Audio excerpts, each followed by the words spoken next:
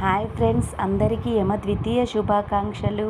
అయితే ప్రతి సంవత్సరం సాధ్యమ్మ వాళ్ళ తాతయ్యకు వాళ్ళ నాన్నకు తను రాఖీలు కడుతుంది కాబట్టి వాళ్ళిద్దరినే తన అన్నలుగా భావించి ఈ భగిని హస్త భోజన సందర్భంగా నువ్వుల లడ్డూలు చేసి వాళ్ళ తాతయ్యకు ఎంతో ప్రేమగా తినిపిస్తుంది. చూడండి వాళ్ళిద్దరు ఎంత హ్యాపీగా ఉన్నారో.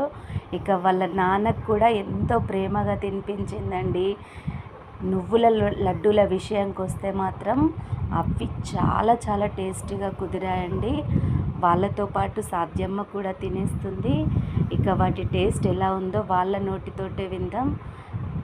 వాళ్ళకైతే చాలా నచ్చినాయండి.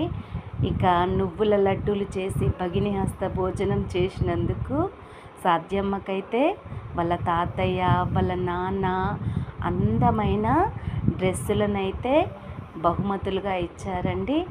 చూడండి, ఇద్దరి తరపున 2 డ్రెస్సులు అయితే వచ్చేసాయి. సాధ్యమ్మ చాలా హ్యాపీగా ఫీల్ అవుతుంది.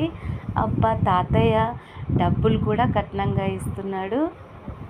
ఆహా, ఇక ఆశీర్వచనాలు ఎంతసేపు ఆశీర్వాదాలు పెట్టిందో మీరే చూడండి.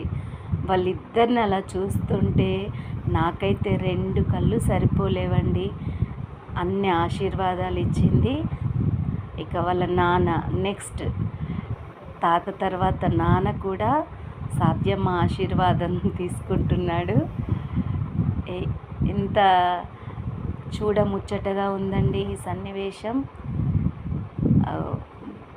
నిజంగా థ్యాంక్స్ టు ద్వితీయ.